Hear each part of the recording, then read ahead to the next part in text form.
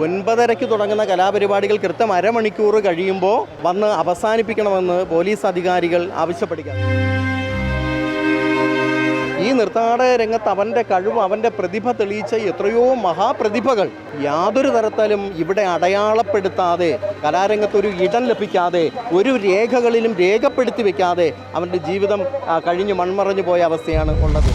നാടക കലാകാരന്മാർ നിരവധി പ്രശ്നങ്ങളിലൂടെയാണ് കടന്നു പോകുന്നത്. അവർക്ക് നമ്മളോട് കുറച്ച് കാര്യങ്ങൾ പറയാനുണ്ട്. അപ്പോൾ NATA സംസ്ഥാന ജനറൽ സെക്രട്ടറി തേക്കട ശ്യാംലാലാണ് നമ്മളോടൊപ്പം ചേരുന്നത്. എന്തൊക്കെയാണ് നിങ്ങൾ നേരിടുന്ന ഒരു വലിയ പ്രശ്നം?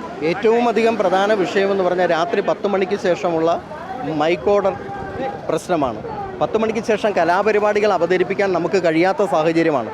ഇന്നത്തെ കേരളത്തിൻ്റെ അമ്പലങ്ങളുടെ പ്രത്യേക സാഹചര്യം അനുസരിച്ച് 8:30-ന് ഉത്സവ ചടങ്ങുകൾ, പൂജാ ചടങ്ങുകൾ അവസാനിച്ച് കഴിഞ്ഞ് അത്താഴവും കഴിഞ്ഞ് 9 മണിക്ക് ശേഷമേ നമുക്ക് കലാപരിപാടികൾ അവതരിപ്പിക്കാൻ കഴിയുന്നുള്ളൂ. 9:30-ക്ക് തുടങ്ങുന്ന കലാപരിപാടികൾ കൃത്യം അരമണിക്കൂർ കഴിയുമ്പോൾ വന്ന് അവസാനിപ്പിക്കണമെന്ന് പോലീസ് അധികാരികൾ ആവശ്യപ്പെടുക. സുപ്രീം കോടതി വിധിയുടെ അടിസ്ഥാനത്തിലാണ് ഇത് അവർ ആവശ്യപ്പെടുന്നത്. ഇവിടെ കല കൊണ്ട് ഉപജീവനം നടത്തുന്ന പ്രൊഫഷണലായി തിരഞ്ഞെടുത്ത 10,000-കണക്കിന് കലാകാരന്മാർ, അത് വിവിധ മേഖലകൾ, നാടകമാകട്ടെ, നൃത്തനാടകമാകട്ടെ, ഗാനമേളയാകട്ടെ, നാടൻപാട്ടാകട്ടെ, മിമിക്സ് രംഗമാകട്ടെ, വിവിധ കലാവിഭാഗങ്ങളിലായി പ്രവർത്തിക്കുന്ന 10,000-കണക്കിന് കലാപ്രവർത്തകരുടെ ജീവിതമാണ് ഇവിടെ വഴിമുട്ടുന്നത്. ഇതിന് അതിശക്തമായി സർക്കാരിൻ്റെ ഭാഗത്തു നിന്ന് ഇടപെടൽ ഉണ്ടാകണമെന്ന് പല തവണകളായി നമ്മളിത് ആവശ്യപ്പെടുന്നുണ്ട്. അതിൻ്റെ ഫലമായിട്ടാണ് ഇന്നും നൃത്തനാടക പ്രവർത്തകരുടെ കേരളത്തിലെ അംഗീകൃത സംഘടനയായ dance drama artist and technicians അസോസിയേഷൻ്റെ നേതൃത്വത്തിൽ ഇന്ന് ഈ പ്രതിഷേധ ധർണ സംഘടിപ്പിച്ചിരിക്കുന്നത്. ഇനി നൃത്തനാടക പ്രവർത്തകരുടെ കാര്യം മാത്രം എടുത്തു പറഞ്ഞു കഴിഞ്ഞാൽ യാതൊരുവിധ പരിഗണനയും ഇന്നുവരെ സർക്കാരിൻ്റെ ഭാഗത്തു നിന്നോ അക്കാദമിയുടെ ഭാഗത്തു നിന്നോ കിട്ടാത്ത ഏക കലാരൂപമാണ് നൃത്തനാടകം എന്ന് പറയുന്നത്. നൃത്തനാടകത്തിൻ്റെ ചരിത്രം പരിശോധിച്ചാൽ നൂറ്റാണ്ടുകളുടെ ചരിത്രമുള്ള നാടകത്തിൻ്റെ പ്രാഗ്രൂപം തന്നെ സംഗീത നൃത്തനാടകങ്ങളിൽ നിന്നാണ് നാടകങ്ങൾ വന്നത്. നാടകങ്ങൾ സാമൂഹ്യ മാറ്റത്തിന് കാരണമാകുമ്പോൾ നൃത്തനാടകങ്ങൾ സാംസ്കാരിക മാറ്റത്തിന് കാരണമാകുന്ന കലാരൂപമാണ്. പക്ഷേ ഇന്നുവരെ സർക്കാരിൻ്റെ ഭാഗത്തുനിന്നോ അക്കാദമിയുടെ ഭാഗത്തുനിന്നോ യാതൊരുവിധ പരിഗണനയും ഈ കലാരൂപത്തിന് ലഭിച്ചിട്ടില്ല എന്നുള്ളതാണ്. അക്കാദമി നാടക മത്സരം നടത്തുന്ന പോലെ നൃത്തനാടക കലാകാരന് ഒരു മത്സരമില്ല, നൃത്തനാടകത്തിന് ഒരു ശില്പശാലയില്ല, അതിനെക്കുറിച്ചുള്ള യാതൊരുവിധ പരിഗണനയുമില്ല. ഈ സംഘടന നിലവിൽ വന്നതിന് ശേഷം പലവിധ സമര പോരാട്ടങ്ങൾ നടത്തിയതിൻ്റെ ഫലമായി വർഷത്തിൽ ഒരാൾക്ക് ഗുരുപൂജാ പുരസ്കാരം നൽകുന്നതൊഴികെ, ആ ഗുരുപൂജാ പുരസ്കാരമല്ലാതെ ഇന്നുവരെ നൃത്തനാടകത്തിന് യാതൊരുവിധ പരിഗണനയും അക്കാദമിയുടെ ഭാഗത്തുനിന്നുണ്ടായില്ല. അപ്പോൾ അത് മാറണം.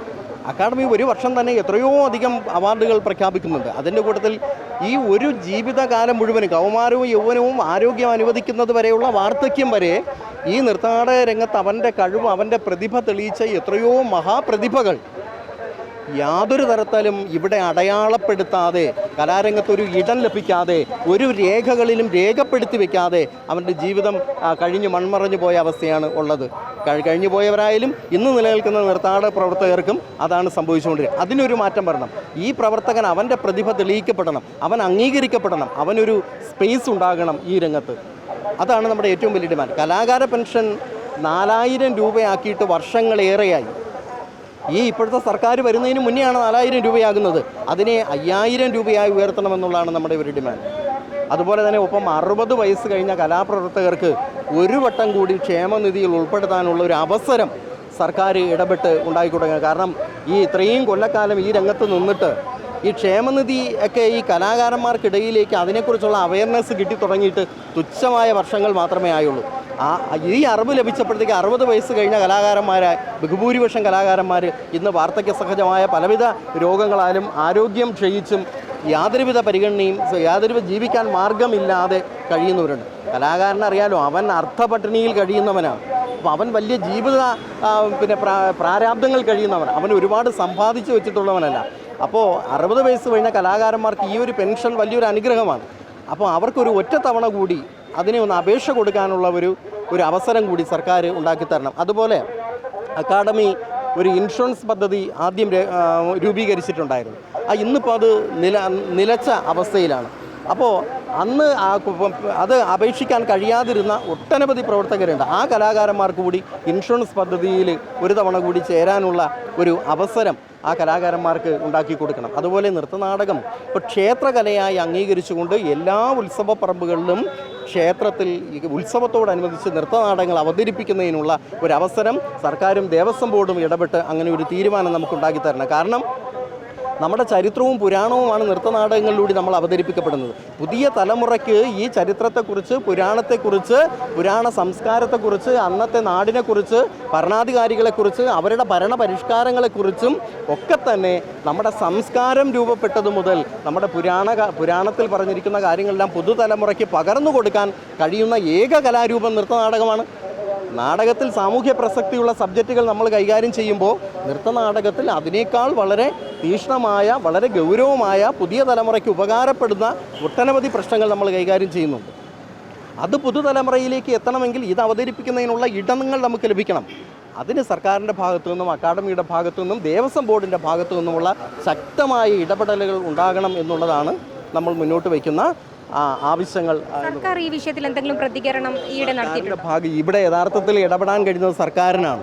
ഇപ്പോൾ സുപ്രീം കോടതി വിധി എന്ന് പറയുന്നു, അത് തന്നെ ഒരു 15 ദിവസത്തേക്ക് ഉത്സവം നടക്കുന്ന ഒരു മേഖലയെ പ്രത്യേക ഉത്സവ മേഖലയായി അംഗീകരിച്ചുകൊണ്ട് ആ കോമ്പൗണ്ടിനുള്ളിൽ മാത്രം മൈക്ക് വെക്കാനുള്ള ഇത് സർക്കാരിന് അത് ചെയ്യാം.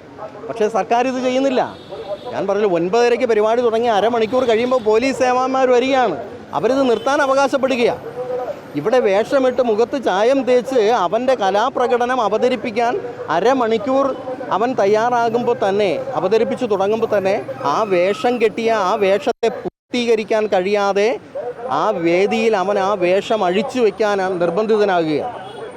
അത് മാറണം. അത് ഇടപെടാൻ കഴിയുന്ന സർക്കാരിന് മാത്രമേ ഉള്ളൂ. ഇവിടെ നമുക്ക് ഓരോരുത്തർക്കും വ്യക്തിപരമായ രാഷ്ട്രീയ പ്രത്യയശാസ്ത്രങ്ങൾ വിശ്വസിക്കുന്നെങ്കിലും ഇവിടെ കലാകാരന്മാർക്ക് രാഷ്ട്രീയമില്ല.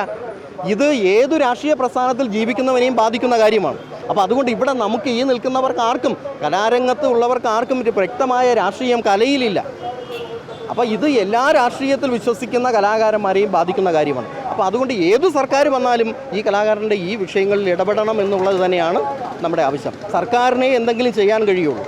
ഇപ്പം നമ്മൾ ക്ഷേമനിധി ബോർഡിനെ കുറ്റം പറഞ്ഞിട്ടോ, സാംസ്കാരിക വകുപ്പിനെ അല്ലെങ്കിൽ അക്കാദമിയെ കുറ്റം പറഞ്ഞിട്ടോ കാര്യമില്ല. കാരണം സർക്കാർ അനുമതി കൊടുക്കണ്ടേ. അപ്പോൾ സർക്കാരിനാണ് ഇതിന് എന്തെങ്കിലും നമുക്ക് ചെയ്യാൻ കഴിയുന്നത്. അത് സർക്കാരിൻ്റെ ഭാഗത്തു നിന്ന് ഉണ്ടാകണമെന്നുള്ളതാണ് നമ്മൾ വയ്ക്കുന്ന ഡിമാൻഡ് എന്നുള്ളത്.